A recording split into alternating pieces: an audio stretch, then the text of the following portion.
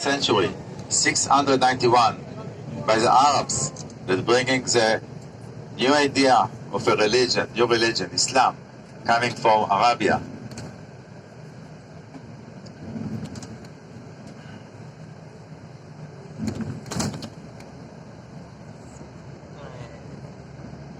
Dome of the Rock is part of a big mosque, Al-Aqsa Mosque.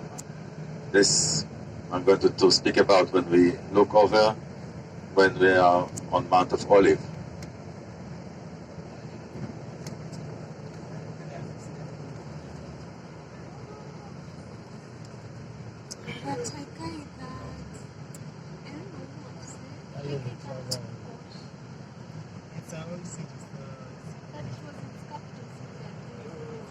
Jerusalem today is the biggest city in Israel.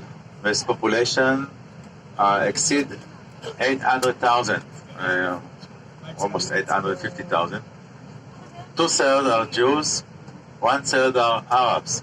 Most of the Arabs are in eastern Jerusalem, and the Jews, most of them are in the west side of Jerusalem. And we are coming now on the east side of Jerusalem, also Mount of Olive in the east part of Jerusalem.